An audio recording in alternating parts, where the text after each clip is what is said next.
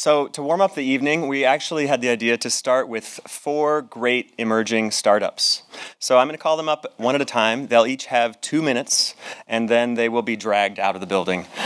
So I want to tell you quickly what the startups are so that you'll know, and then you can go back and check their websites and check out more information about them. So in order that they will go is Retrace Health, Unbenchable, Approve, and Leave.co. So first, we'll hear from Retrace Health.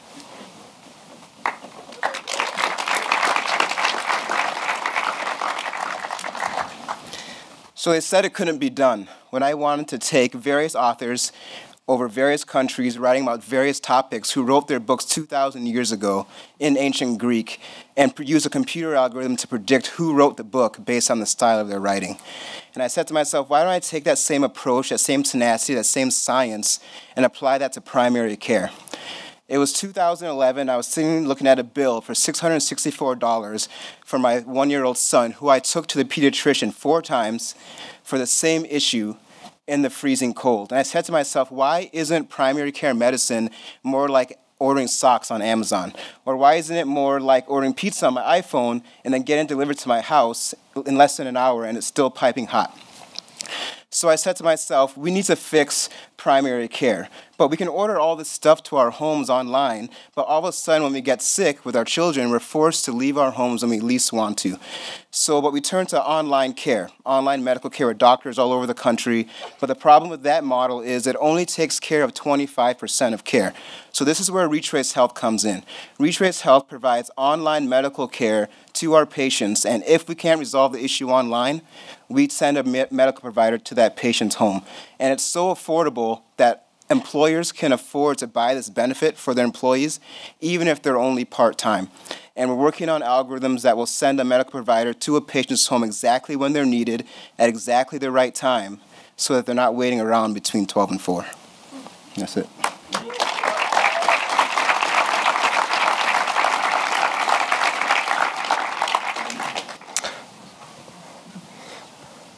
Unbenchable. Excuse me, Unbenchable.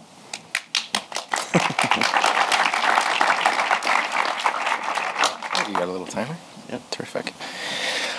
So my name's Lou. I think a handful of people out there know me affectionately as Hot Lou. I've been a fantasy sports nut for a really, really long time, most of my adult life.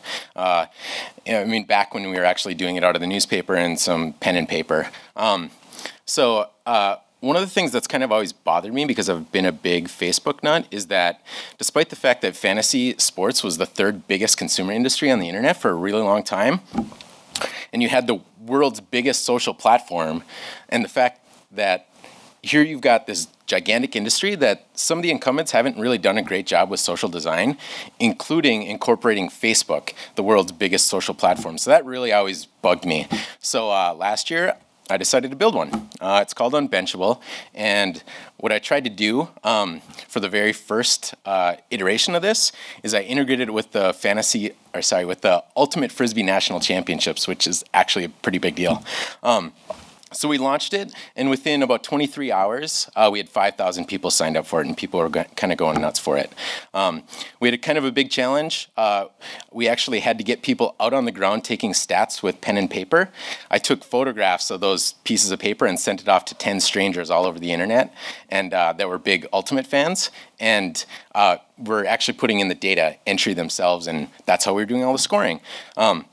So with that, Unbenchable became this tool that we actually allowed people to play fantasy games around basically any sort of event. And that's kind of our goal, is both try to focus on people being able to play fantasy sports against everybody, all of their friends, not just the people that are in their private league, maybe the 9 or 10 people, but also try to make fantasy sports available for every single event that's out there. So if you need to get a hold of me because you want fantasy sports for your event, I'm really easy to get a hold of, hotlou.com. Otherwise, go to unbenchable.com. Thanks. Good job. Approve.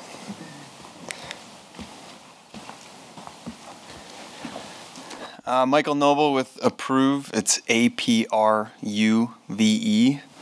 I don't have a nickname. I wish I did. We're here to make the world suck less by making it easier to buy stuff for your job. So if you're online buying something for yourself, you just kind of pull out a credit card or click that really sweet PayPal button and you're done, right? But if you're buying something for your job, it's very different. You're actually not spending your money. You're spending your company's or your clients'. Very different proposition. So there's kind of two ways this goes. At a big company, like my lovely fiance works at the University of Minnesota, 40,000, or I don't know how many employees you have, many. You have process, you have expense reports, you have requisitions, you have approval forms, you have 4 people touching a $9 purchase that takes 4 days, which my co-founder and I, Neil, have seen, and people laugh because it's actually true and we all know it happens. Or you're a small business. You pass a card around the office, you put the card number on a Post-it note. You have card numbers on the shared drive of a 150-person company. It's not that funny. Like, we see this. Expense reports that have taken 6 months to get done, reimbursement that you have $2,000 on your card. 41% of all business expenses are personal cards. 70% of all B2B involve 2 or more decision makers. That's the gap that creates all this pain. Picture PayPal, but when you go to checkout, you click the approve button. At that point, you can charge your purchase right to your company or client with just an email address. You can buy the stuff you need to do your job without a personal card, without a corporate card, without a P card, without doing an expense report, without needing reimbursement. So we think it's a universal problem, and we come up with a pretty simple solution for it, and we're excited about what we're doing.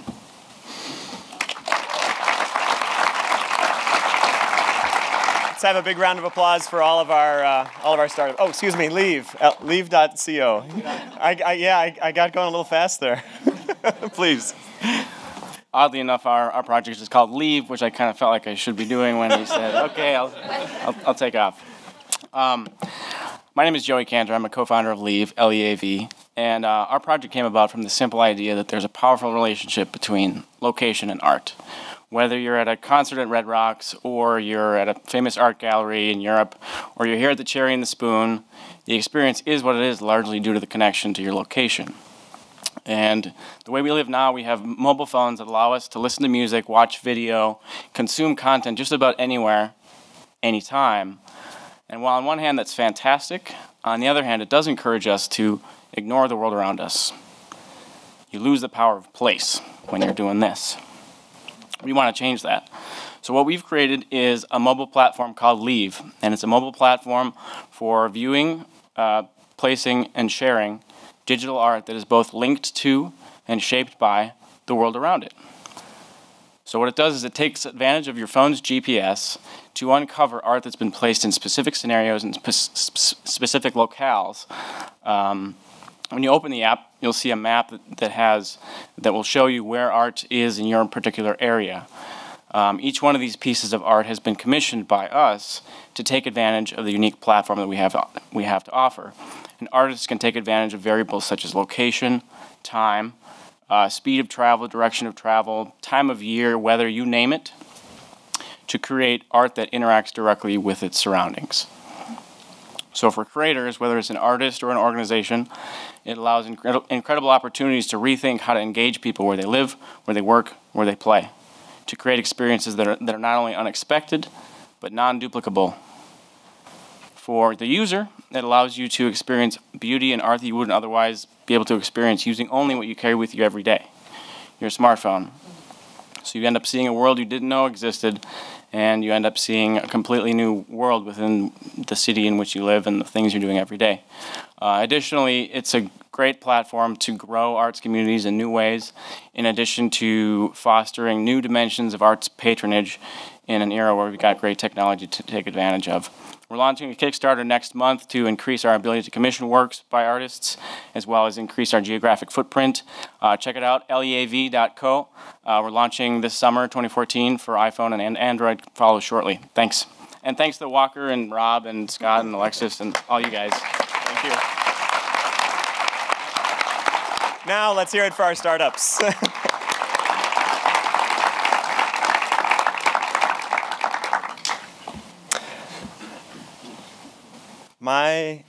instinct is to do something. This is a comment that was shared about a year ago on this stage by Yancey Strickler, right here in this room at the outset of our Creative Entrepreneurship speaker series. So in addition to introducing our speaker tonight, I want to kind of frame this up for you a little bit so that we have context for the overall series. We began the Creative Entrepreneurship series with to engage and further advance and activate Minnesota's entrepreneurial and artistic communities. In his talk, Yancey shared the origin story of Kickstarter, which was just great. It's three guys that got an idea for a new way to make wonderful projects happen, make and fund creative projects. And the founding team was a music geek and a graphic designer and a waiter. And they learned how to prototype, how to build a community, and then they bunkered down and did a lot of work. When they put up a website in April of 2009, they had 1 or 2 or 3 visitors. By 2012, Kickstarter generated more arts funding than the National Endowment for the Arts. This year, they're on track to raise their billionth dollar for creative projects. With sincerity at the time, Strickler said, "We're still figuring this out as we go." In response to a question about whether one should go to business school, he said, "My instinct is to do something," meaning make something, and learn as a product of making. Learning by making and then making a living is really at the core of creative entrepreneurship. It requires 3 things: vision, real determination, and a community to make it happen. Our speaker tonight has a vision. He has extraordinary determination and one of the world's largest communities. Alexis Ohanian is the co-founder of Reddit, the site affectionately known and accurately nicknamed the front door of the internet. Earlier this week, Ohanian was quoted by the Star Tribune saying, "The best way to put serendipity on your side is to start with something great and then apply a lot of hustle." Following his success with Reddit, Ohanian has helped found and grow numerous startups, including social enterprise Breadpig and the travel booking site Hipmunk. He's an investor and advisor to more than 70 startups. He's spoken at TED, appeared on the Colbert Report, been named two times to Forbes 30 Under 30 list, and he has a show on The Verge titled Small Empires that profiles startups in New York City. Ohanian's nationally best-selling book, Without Their Permission, is both outstanding for its insights and groundbreaking for the way that Alexis has used it to engage with audiences. Speaking to more than 165 colleges and universities in 150 days is what he's put himself in for. And he demonstrates the vision and the hustle that moves a community to action. Please join me in a warm, enthusiastic welcome to Alexis Ohanian. Very generous introduction. Thank you. Thank you. Wow. That very kind of you. Thank you. I'm gonna grab one of these mics over here because I like moving. If you guys don't mind. I like roaming. There we go. And now here's the thing. I'm a little crazy. I admit this. My publisher told me as much when I said that I wanted to do 165 stops. But the reason for me was simple. It was because this is what I always wanted. This is what I wish I had had when I was an undergrad. It's what I wish I had had, you know, in the years before I wasted all that time worrying about my GPA. I spent quite a few years doing that. But the point is, I have an opportunity now. It's not just to have this epic road trip all across the United States and Canada, which is a great reason to just be, like, road trips are pretty fun. But it's also to make sure that the internet lives up to its fullest potential, to make sure that we can take advantage of all the awesome ideas that are out there and all the cool stuff that's happening. And normally, when I get this thing started, I actually actually surprise people by inviting someone on stage. Now, I didn't do that this time because lo and behold, you had already built it into the program. Now, the reason that I do this, and I think the reason why our organizers did it as well, is because this awesome stuff is happening everywhere right now. It's happening by people in your very communities who have decided, I want to start doing stuff. I want to start creating stuff. And I particularly want to show that off. And the reason I'll be bringing Matt on stage a little bit later is because, hopefully I can motivate and inspire you. But if I can't, look, it doesn't really matter because you've got people here right now doing this stuff, being awesome. And, that's why I did this talk. Now, I don't have any photos up there. Is that my fault? Oh, okay. I'm sorry. Can I fix that? Okay, hold on. Dramatic pause, everyone. You cannot wait to see this slide, too. Could be the best slide you've ever seen, ever. Okay. Yes? Oh. Guys, spoiler, I don't actually know how technology works.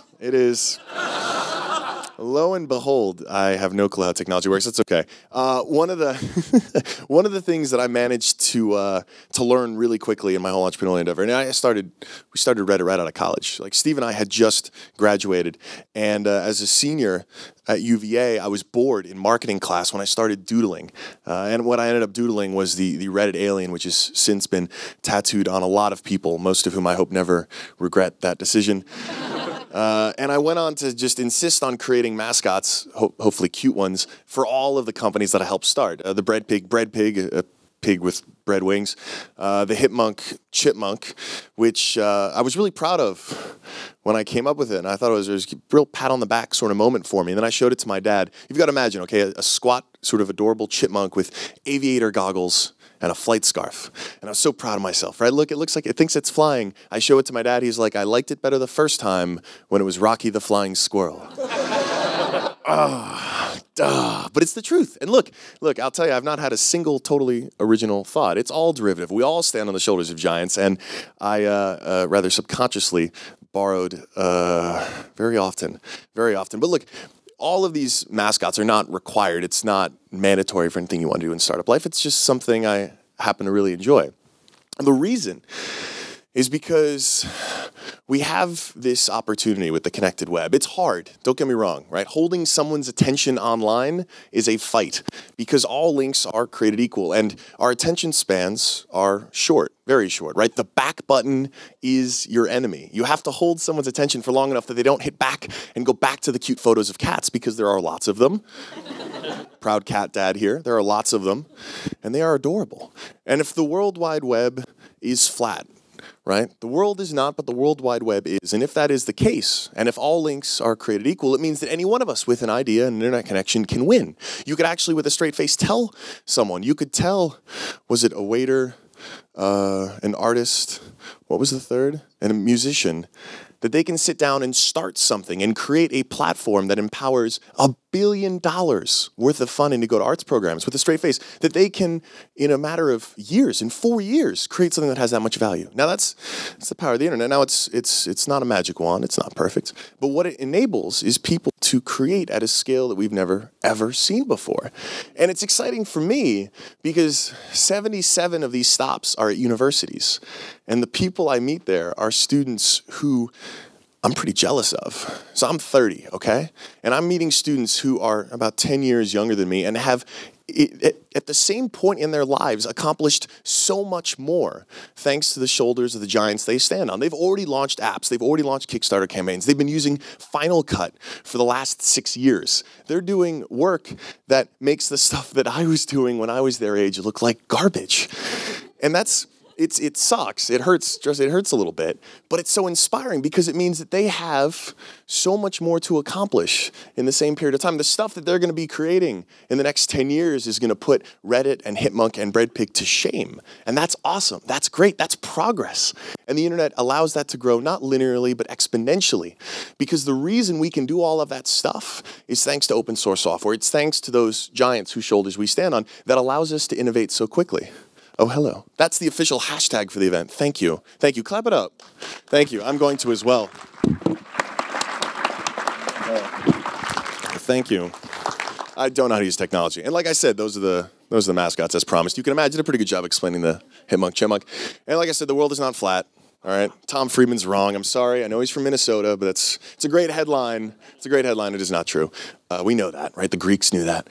But the World Wide Web is, and that's awesome, right? I got to live that sort of American dream thanks to the internet. And it was very fortunate. A lot of factors went into play that made that so lucky for me. Neither of my parents knew what the hell the computer was that they bought me. It was a 486 SX.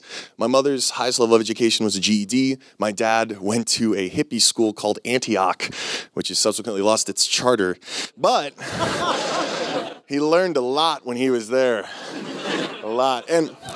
But neither of them were technologists, but they knew they didn't have a ton of free money to spend, but they wanted to make that investment, and they gave me enough freedom to tinker with it. And I got this great opportunity of a computer in my bedroom and then an internet connection not long thereafter. And I felt so incredibly powerful. You know what I'm talking about? So powerful. Even though this is really misleading because the Power Glove is a terrible way to play video games. It's terrible. It's actually a terrible metaphor. But it gave this dorky me a lot of power. Really? No, that is a sigh of just total pity right there. But look, there's some hipster somewhere who's going to make this popular again. This look, the bowl cut, it is coming back. Only a matter of years. No, some people with better fashion sense shaking their heads no. The point is, I, with my lovely dog Max, that was me in 9th grade, I think, too, by the way. I had an internet connection. I had a 33.6 connection, and because I knew HTML, I could build websites, and I could offer my services to nonprofits who needed websites. And I did this for free just because I wanted the experience. And they didn't know that I was this dorky teenager at home. They just knew I was someone with a skill that was valuable, that they didn't have and that they could use. And it felt so amazing. The schoolwork I was doing felt so stupid when compared to the fact that I had real clients, essentially, not paid, but I had people who thought the stuff that I was making, the stuff that I was doing was valuable and useful. And I had a GeoCities website too, which had Silicon Valley slash, it's either Hills or Grid. I think it's Hills /4924. The first page I made was a lame Quake 2 fanboy page with like flaming animated GIF skulls, but I had hundreds, maybe tens of viewers. And it felt amazing, right? I could create something and people all over the world could see it. Now, it was probably just me hitting reload. Didn't quite understand page views back then, but the point is, it was empowering. And this, compared to what the generation coming up now, again, if they are lucky enough to have the internet access and the technology, it is ridiculous. And it's this one asset. You know, this is one of the biggest assets that we millennials have. I'm speaking specifically to the millennials here because, look, we know the internet is changing things, right? Mark Andreessen famously said, software is eating the world. And we know the internet is changing so many industries in so many ways. And it reminds me, it reminds me of this gentleman. I know it's dangerous. It's always dangerous to paraphrase Bain. But what it means for those of us who understand this technology, for those of who have been lucky enough to grow up with it, is that while the incumbents merely adopted, they merely adopted the internet. We were born in it, molded by it. That is powerful. Oh, thank you guys, thank you. I'll be here all night, just doing Bane impressions. No, it's a lot of fun. Once you realize you can do that with a microphone, it's just every opportunity. It's like, I want waffles. Let's get waffles for dinner. Yeah. The point is, this is an amazing asset that we have, right? We know what we're talking about. Right? You show anyone who has this kind of fluency technology, and there's just a different attitude, there's a different approach, right? It's not like this well-intentioned grandma who wants to get on the Netflix. And who could blame her, though, right? House of Cards. So good, so good. My dad was so excited when he discovered House of Cards. He was just, he was thrilled, all right? But this is one of the major advantages we have, right? A lot of things did not go as expected for this generation coming up, right? But one of the things we have going for us is this kind of fluency, and that's why one of the things I always talk about. How many of you, by show of hands, write code? Huzzah. Okay, great. Excellent. Congratulations to all of you who are or want to learn or are going to get started learning after hearing this. Congrats, you have the most valuable skill of this century. Okay? Anything that turns on is going to have code. And if we consider the internet to be this new frontier, and it's one that we're still figuring out, right? Just like Nancy said, we're still figuring this all out. We are all explorers. All right, you all can be Lewis and Clark. I'll be your Sacagawea. We're all exploring it. Those of us who can build on it, though, are building the ground underneath our feet as we explore it. And so it takes founders like the founders of Kickstarter to build a platform, but it also takes explorers like all the creatives and all the artists to use it and to make it great. Because, of course, that platform is worthless without people on it. And now let me put in perspective something that will echo the sentiments of Yancey. This is the first photo taken of me and Steve as founders of Reddit. We had just joined Y Combinator. This is months after graduating from college. We had just showed up there. They'd given us a little bit of funding that actually rejected our initial idea. We wanted to allow people to order food from their cell phones. It was called My Mobile Menu, or And it was 2005. Okay, and there were no smartphones. The smartest phone was like a Trio or a BlackBerry. It's a little sad talking about BlackBerry. Oh, too soon. Yeah, but the smartphone, the App Store, that did not really exist as we know it today, and they rejected us with good reason. They said it's not going to work. It's too early.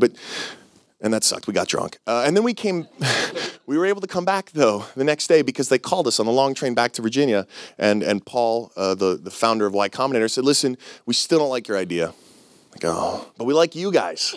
So come back. This thing you've been working on for the last year, scrap it. Work on something else that lives in a browser, not on a mobile device. We'll let you in. So we're like, all right, sure. Okay, great. We'll do it. Thank you. Please, give us your money. We'll do it. And so we had 3 months to build something. That something ended up being Reddit. You can tell a few things from this photo, one of which is I already have a mascot, right? Remember? We did not have a product yet, but I had already made a t-shirt with our mascot.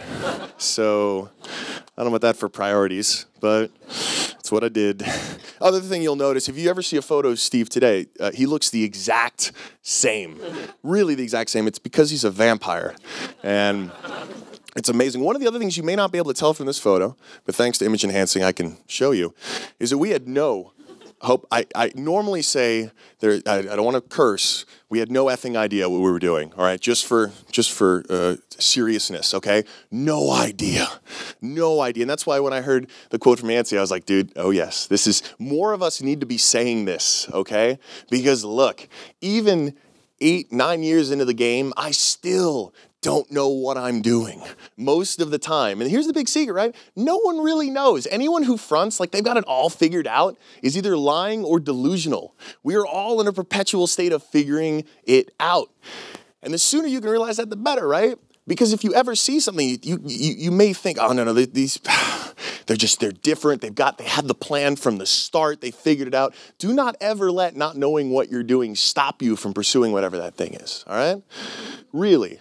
Really, and now today, I mean, this is when there's just 2 of us, right? Not knowing what we're doing. We had no clue, all right, that 8 years later, 100 million unique visitors a month. It's a little sample of the Reddit platform today. 5 billion page views. It's a top 50 website now, and it's amazing. It is amazing to see how much it's grown, but none of it was planned. We just wanted to find a way for people to share links and have discussions. This was the first version. This was it. And it was janky, right? The first version of everything is going to be janky, so don't let that stop you either, right? The first version of everything you love. I'm sure the first version of Kickstarter was janky. I know the first version of Twitter was janky. The first Iron Man was janky. You remember that? Yeah, but it solved the problem. That was minimum viable product right there, right? Tony Stark built it. It wasn't pretty, but it worked, okay? And likewise, this is the first version of Reddit.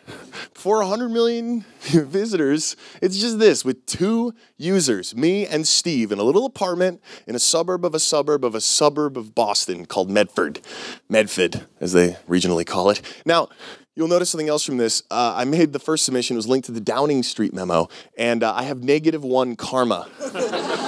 Yeah, that's because Steve is a dick. He downvoted the first submission ever. And it was mine, and I looked right across the table, and I was like, really? Really? That's the first version. Don't let the embarrassment, don't worry. This is when you're most free to be creative because you don't have people with expectations, right? You're going to have to try really hard to get people to give a damn about what you've made. And so I've never felt more creatively free than back then. When we launched Hitmonk 3 years ago, Steve was sick to his stomach because people's expectations were so much higher. They want to say, oh, let's see what Steve's going to come up with this new thing, right? You have to work so hard to get people's attention. Take full advantage of it. Just be creating, be doing, and know that failure is an option. Failure is absolutely an option. Every one of these trajectories that seems like the overnight success, right? They are riddled with failures that people just don't talk about. All right? Failure is absolutely an option because, if I may, sucking is the first step to being sort of good at something. Right? It is, and it is so absolutely true. No one starts out being amazing. Even Jordan started out sucking. Even Gates and Jobs started out sucking. Jobs probably never would have admitted it, but seriously, everyone does. And the sooner you can get used to this, the better. Right? In speaking to 77 universities, part of what I had to do, and it took me too damn long to realize it, was we spent all of our educational lives fearing failure, right? If you don't succeed, if you don't pass, you don't get to the next level. Failure is not an option because you need to get that right grade. You need to get to that next course. Life doesn't have a syllabus. Life is not paint by number. Life is about figuring stuff out, especially when it goes wrong, because that's how we improve. That's how we get better. And one of my favorite stories about this is not about another startup founder. It's about a photographer. He was actually a failure. He failed out of University of Georgia. Couldn't even finish 4 years at UGA. And this dude, his friends and family were worried because he was like, dude, he couldn't keep a job. And he decided one day he was going to move to New York because he wanted to be a photographer.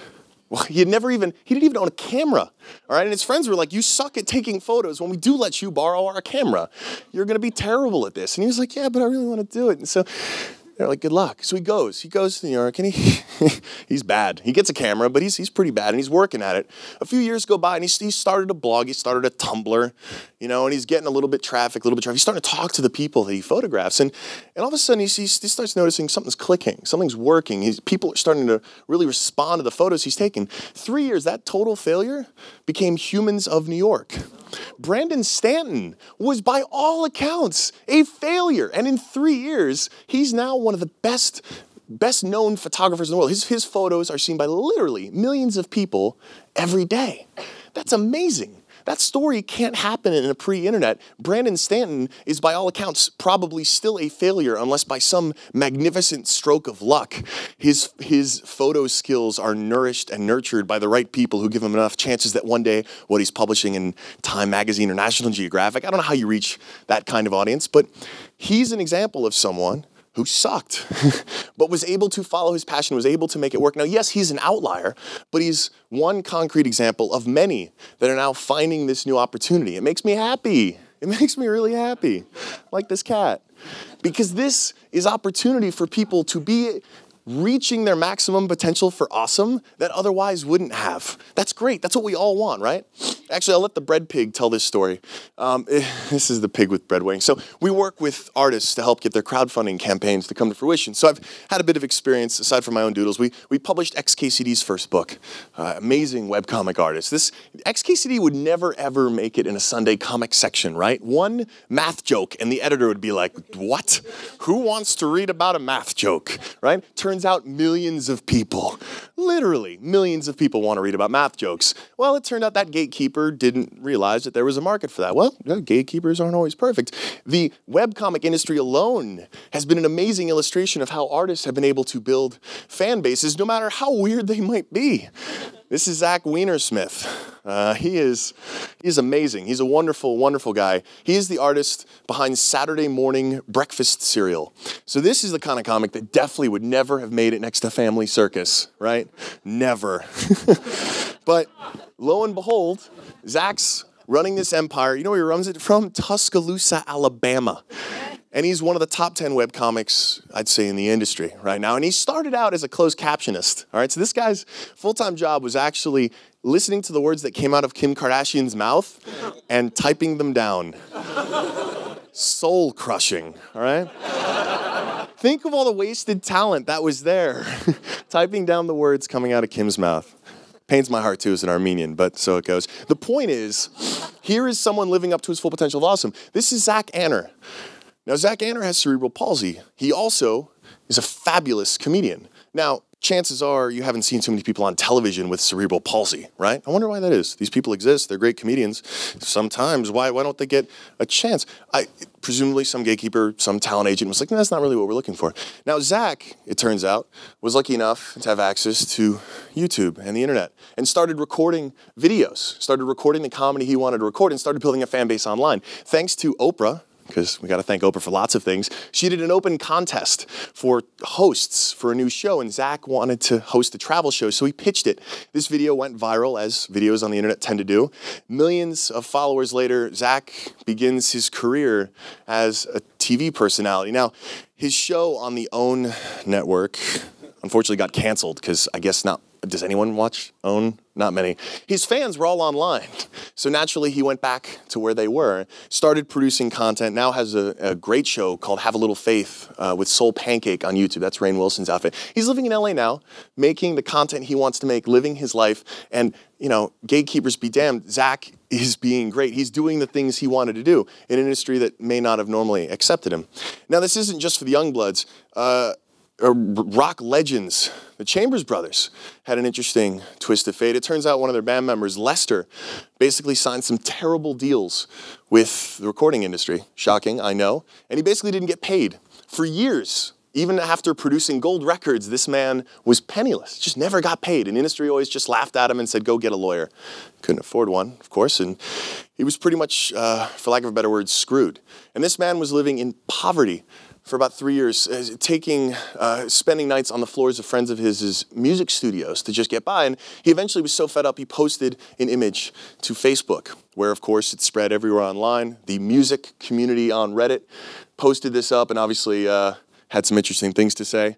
The point is, a lot of people resonated with this, but a lot of people couldn't do anything about it in that moment.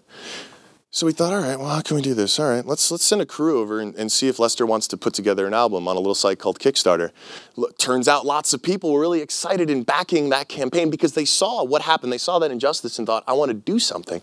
So they were able to take that emotion and turn it into action. And Lester Chambers raised $60,000. For the first time in his life, this man owned the music that he created. Now, this is so cool, right? This can't, unfortunately, change what happened to Lester, but for a generation of musicians going forward, it can. And you should hear him. He's 73 years old. You should hear him talk about the internet today. He sounds like some wide-eyed founder, right? But no, he's a 73-year-old rock legend who, for the first time in his life, could connect directly with fans. And what's so amazing is that this site didn't even exist 5 years ago, right? This is still so early. Some of you may have heard me mention this book on the Colbert Report. This is To Be or Not to Be. It's a choose-your-own-adventure version of Hamlet that we helped publish. Now, probably not a lot of publishers are going to say yes to like a 600-page tome that is the choose-your-own-adventure version of Hamlet. But you know what? Ryan North, the artist behind Dinosaur Comics, had a hunch that he might find some fans who would want to back it. So he found a few. Just a couple, right? And look, this isn't to say gatekeepers sometimes get it right, but they can't possibly keep up with the scale of a community like Ryan North's fan base and his brilliant mind, right? He now has so many barriers to capital that have fallen simply because he can put an idea out in the world and see what people think. This means more creativity. This means more cool stuff. But again, this is not the end point. None of this stuff is the end point. This is just stuff that didn't even exist 5 years ago. We're still in a state of going forward, which I really do believe, if we get it right, means more and more opportunity. It means fewer and fewer gatekeepers getting in the way of people with great ideas who can enjoy real power for the first time and actually be able to get their ideas out in the world. And one of the things that really irks me is this lionization of the entrepreneur. Okay, I don't speak French. I don't actually know what it means, all right? But if I had a hunch, I would want it to mean something as simple as having ideas and doing them, all right? There aren't just these special types of people who are entrepreneurs that are on magazine covers and in movies. Like, being entrepreneurial is as simple as having ideas and doing them, and people are doing this all the damn time. That's the spirit of having ideas and doing them that makes me want to invest in your company, as well as hire you or work with you. That's the hustle, and it's one that the internet encourages so much because, again, those barriers to creativity, are so low.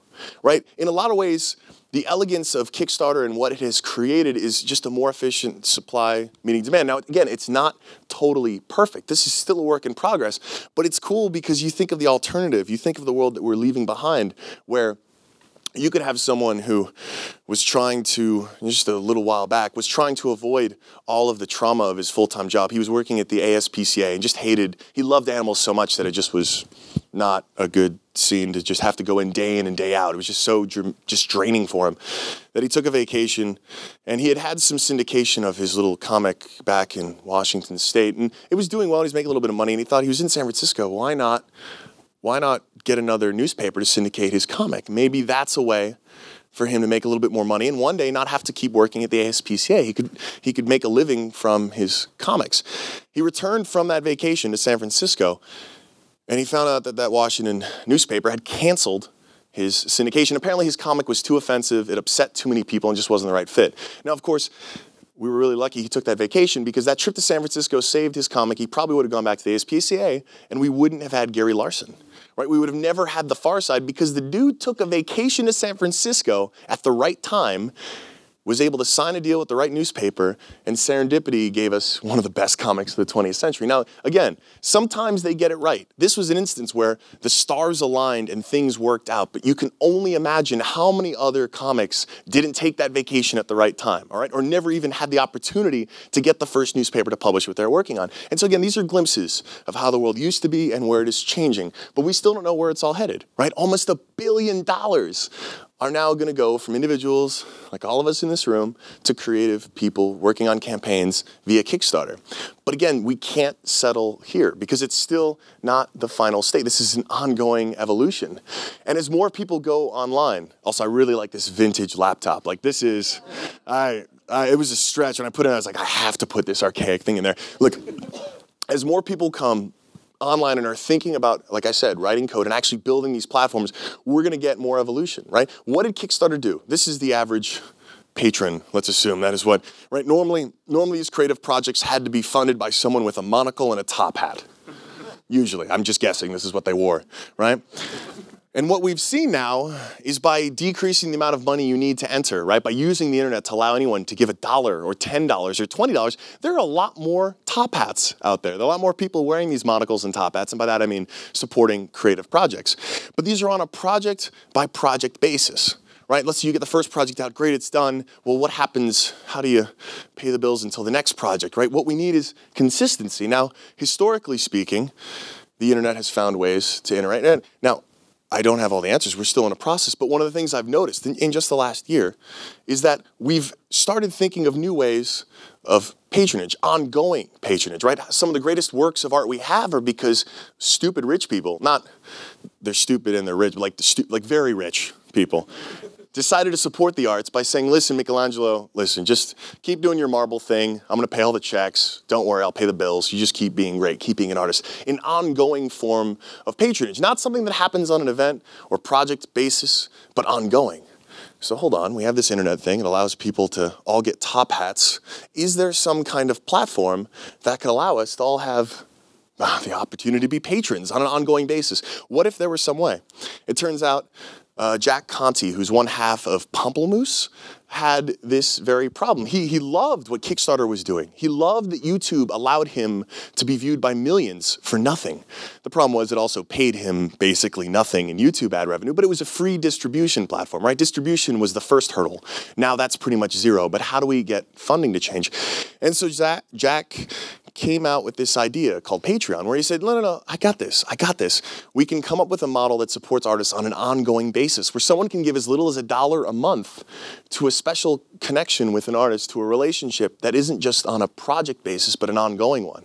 And so you can choose your level, you can choose your flavor, just like you would with any other crowdfunding campaign, except what you get out of it is that relationship, right? The reason you're giving to a Kickstarter campaign is not necessarily because you want the thing at the end, it's because you believe in the ideas in the ideals of the project. It's because you believe in the people behind it. So why not cut that out? And so when he put this to me. I was like, dude, you're totally onto something. He's like, no. I've actually been running it. Like, he's actually making his living right now. You see, he gets $7,000 from his patrons for every video he produces. He actually made a vow that he was going to live off of this because he thought, if I can make a platform for artists like me, the least I can do is use it myself. And remember, this is something that did not exist a year ago. And I don't know if Patreon is the answer. That's one of the reasons I backed it, was because I hope it'll be. It's one of the reasons why I'm so fervent about what Kickstarter has been able to do to change the way that we think about funding. But I don't know where the answer is going to come from. I do know that in 165 stops, those books are not to scale, by the way. That would be terrifying. That would be absolutely terrifying. The answer is going to come from somewhere, right? And if we started out with this idea, the world is not flat, but the World Wide Web is. And what that is doing is allowing, really, people with an internet connection, great ideas, and the ability to pull them off, to start them from just about anywhere. Right, I'm meeting founders all over the country. There are startup communities.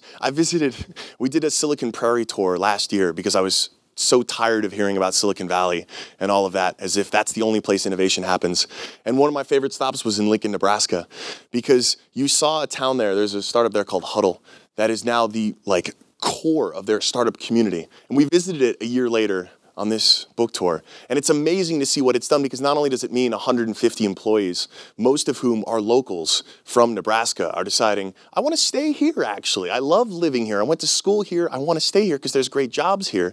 Not only are they doing that, but of course they're bringing other businesses with them, right? Because these kids want to hang out at restaurants. They want to go to bars. They want to have cool places to buy, I don't know, vintage clothes, right? It's creating economic growth, and to see what a difference even just a year made is so encouraging, because these are the areas where, if you believed enough national media, there isn't tech innovation, but that's malarkey, all right? Out of 165 stops, I have seen startups everywhere along the way that are creating jobs, creating innovation, and what it starts with is people, is with all of you. I mean, I hope you guys will prove me right. I really do. That's the other reason I want to do this, is because I want you all to go forth and be great. Like, you could sum up, you don't even need to read the book, all right? That's the TLDR. Have an idea and start doing it. That's it, with Courage Wolf, all right? That's the gist of it. And I want this to happen because I want to get better stuff. I want better art. I want better business. I want better nonprofits. I want better everything. And that's going to mean getting the most out of everyone, getting everyone reach their maximum potential for awesome. We got a ways to go. We do. But I think we can get there. And I think about this often. I played a lot of video games. I still do to some extent. When they were hard is when I played a lot of them. They're not anymore. They're not anymore. But one of my favorite things that I reflected on as a kid was how, when you had a finite number of lives in a game, when you were on your last life, I always found like you played hardest, right? Because you knew, well, I got no more lives left, got to restart. And I realized, oh yeah, this is like life. I mean, notwithstanding reincarnation or anything like that, it's just like life. And this is something that has always been in the back of my mind. And I'm trying to personally make the most of it. And I say to all of you, because we just have the privilege of being here right now, listening to this, hearing this, like being able to think about stuff like this, puts us at such an advantage. I hope we can all make the most out of it. I really, really do. And whether you want to go off and have a company that IPOs or win a Nobel Prize, please do. Please let me know also when you do, because then I'll take all the credit for it. All of it. I want to take all the credit. No, but the reason, like I said, the reason I want to come and talk to you guys about this is not just to give you a little bit of taste about stuff that I've been working on, but just stuff that other people are using this internet for to be awesome. And so I've got someone who actually is from Washington State. We're going to hear about this. Actually from Washington State, is transplanted here to Minneapolis, Minnesota. We're going to hear all about it. So clap it up real quick. Come on up. Matt. Oh. Thank you, Matt.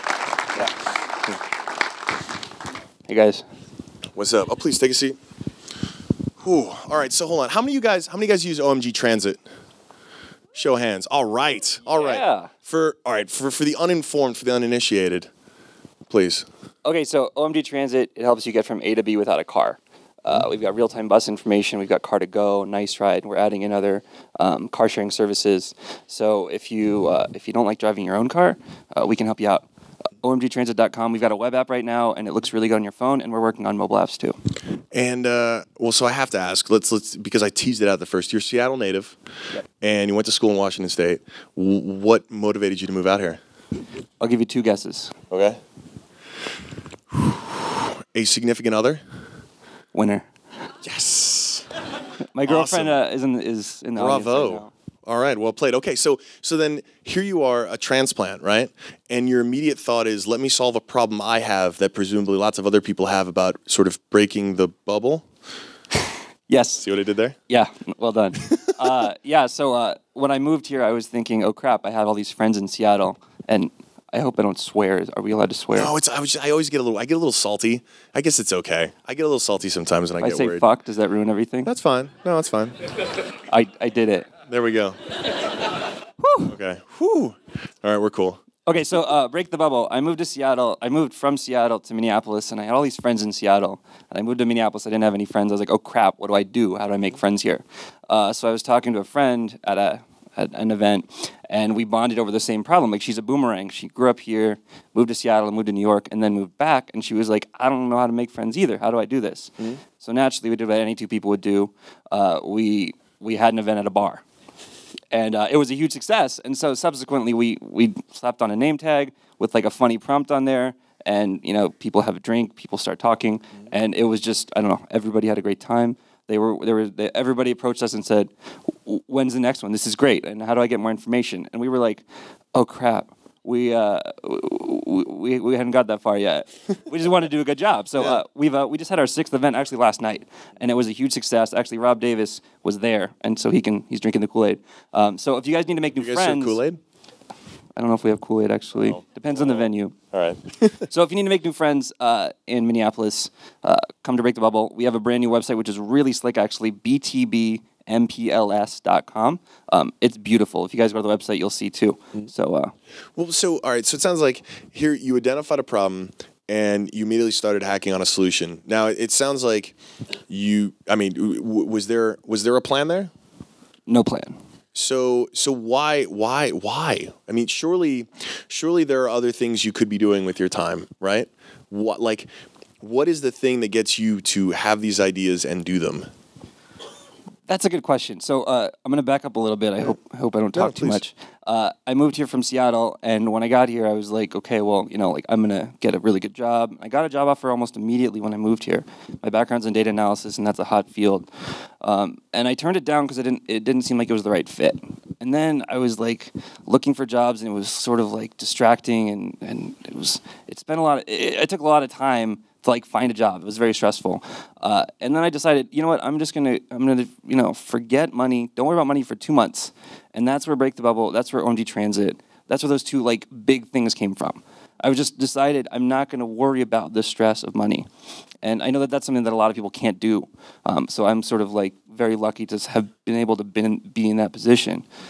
But if you decide to like ignore all the other distractions and just focus on solving problems, that's where that like innovation comes from. So surely you have some solutions or at least suggestions for people who have the full-time gig, who aren't satisfied with it, but can't just up and say, peace out. Yeah, so... Presumably, I guess what you'd say when you leave a job. Probably want to give it 2 weeks before that. Yeah. Yeah. So actually, last month or 2 months ago in November, I gave an Ignite talk on why you should quit your job. And so I've bumped into many folks who graduated from school, they got a job, they're doing the thing where they're making money and they're independent and they're like, saving money. Maybe they get a car or a house or whatever, and they're doing the thing that they thought was like success.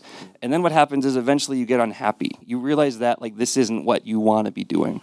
And so you're like an edge case because you went straight to Reddit from school. So like, from what I gather, you haven't done the whole 9 to 5 where I work for somebody else and I resent everything I'm doing. Only while I was still just supplementing school, right? Pizza Hut, parking booth, but it wasn't the full-time gig. So what do you do? What do you say? What do you tell these people? Well, it's hard. No matter what, it's challenging. Yeah. I would say think about what to do next. Like think about what would be your dream job. whether that's working for somebody else or whether that's doing your own thing. And like these webcomics are a perfect example. Like they know what they like. They're like, I like making webcomics. I'm gonna see if I can, take a run at it and be successful doing webcomics. Same goes for all of you. Like maybe you want to work for another company, that's fine. Maybe you want to go start your own thing and do a webcomic or something else, like go for it, like test it out, see how that works. And so what I would recommend is like try to take an unpaid time off. Take a sabbatical if you can. I mean, and that's tricky because if you've got like a wife and kids, a house and all that, like money is a serious concern. So then you're kind of limited and constrained to nights and weekends. And that means like, just like Alexis says, you're going to make mistakes, you're going to fail, you're going to learn from them. And then from there, you just keep iterating. Do you find that everything that has happened in the last 5 or 10 years, do you find that it has, or how do you feel like these recent sort of technological innovations have helped enable this kind of lifestyle? Because surely a lot of this stuff just wasn't as feasible even 10 years ago. Yeah, it's changed a lot.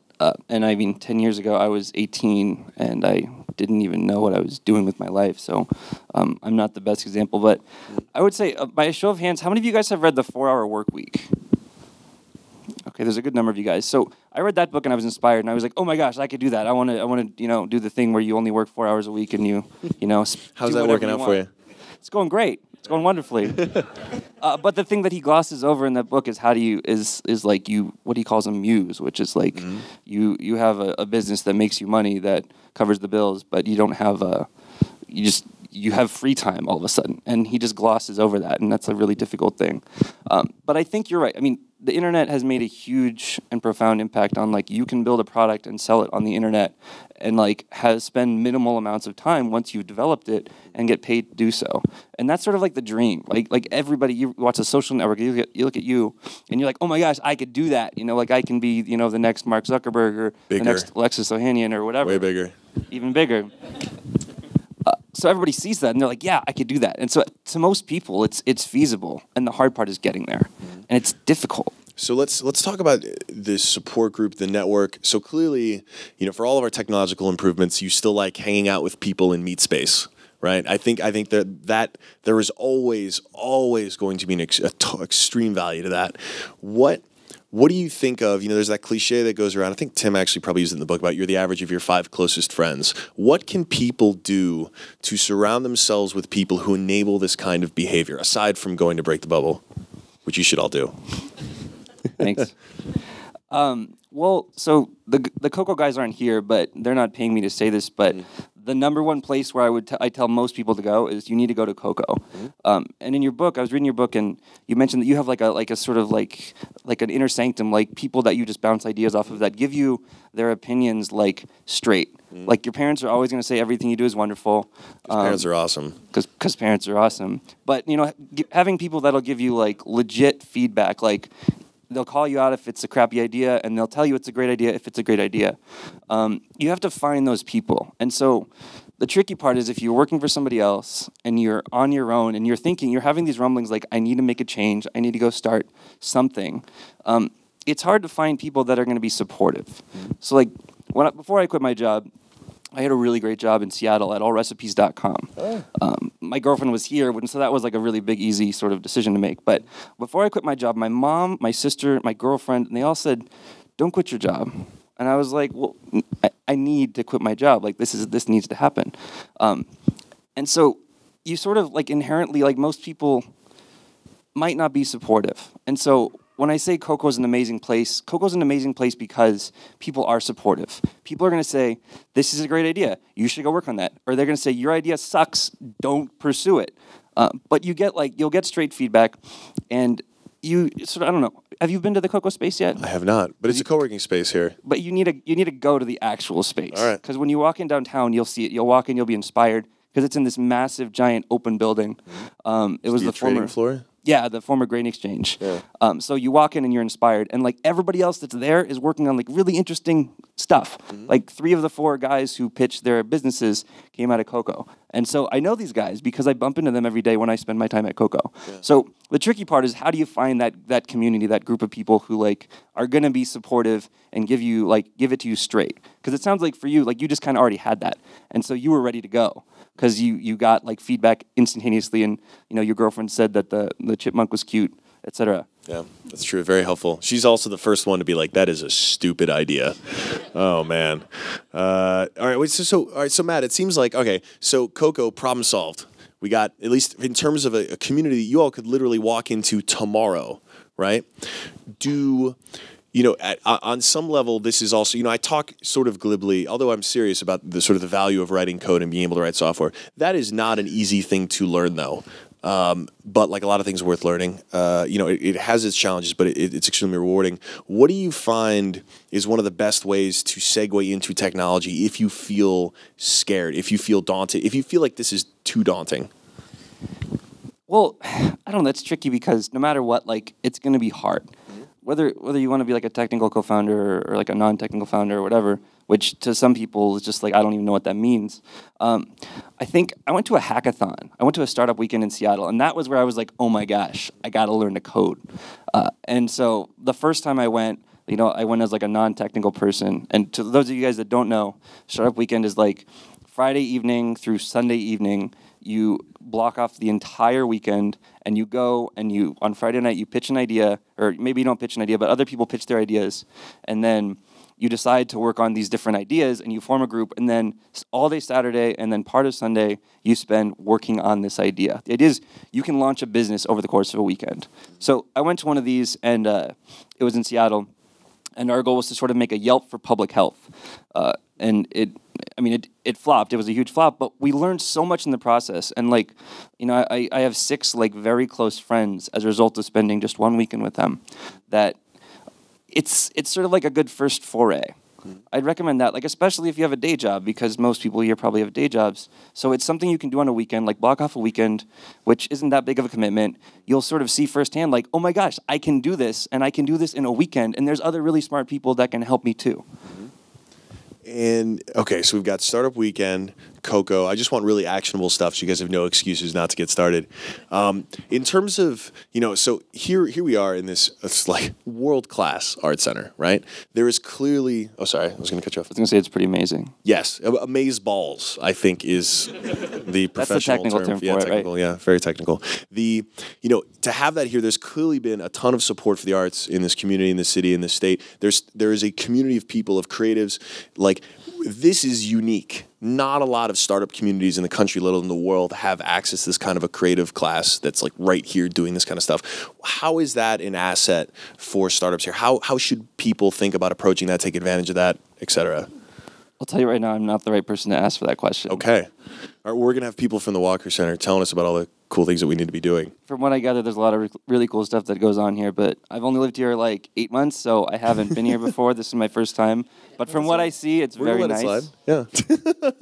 Well, let me ask you this then. To have this, at least the startup community that's here, to have the creative community that's here, clearly there are a lot of resources that the city has. What are some of the best, you've already talked about Coco, but what are some of the best things about being here? Again, in the short period of time that you have been here, you're leaving Seattle, right? Like Seattle's no slouch when it comes to entrepreneurship and technology.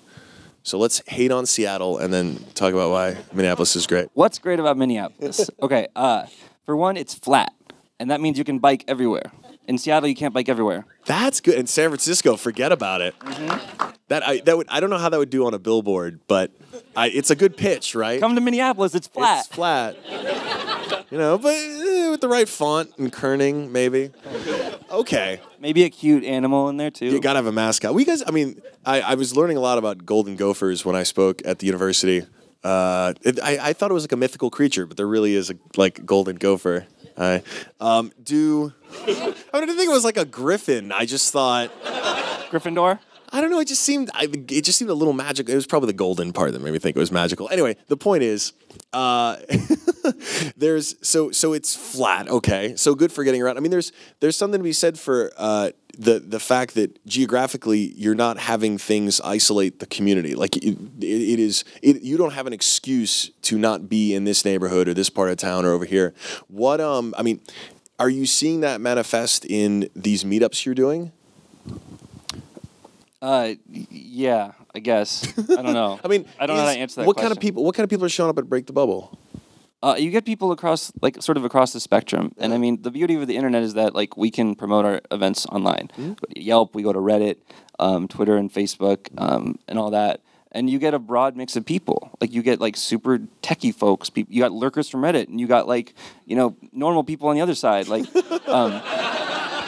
you get a very broad mix. And one of the big questions is, like, how do you address diversity, right? Yeah. And that's something that I don't have a good answer for, because this is, like, a new sort of challenge for me. Because I'm a white male, so I don't even think about diversity. And that's just what's wrong with being a white male. But, sorry, I lost my train of thought. It's okay. We can get away with anything. We can. Okay, I already swore, so I mean, I'm already doing good. No, but well, so this is an interesting thing. I think as part of the process, right, for having the internet live up to its fullest potential, it's also talking about inclusion, both like technologically. I mean, there's still millions of Americans who don't have access to internet, whether they live in rural America or whether they're just priced out. I mean, you hear horror stories of families going to McDonald's for the free Wi-Fi. Seriously, and it's offensive. We all expect every American has a right to, at least a reasonable right to electricity in their homes. Why not internet? I think we're also still trying to figure out tech as a community, because it's largely dominated by dudes who look like us. I think I like your shirt, by the way. We shop at the same store. That's wow. And actually, I think we have the same shoes on. Oh yeah. Son of a bitch. My girlfriend picked these out. My girlfriend picked these out. Twinsies coming there. Yeah, there we go.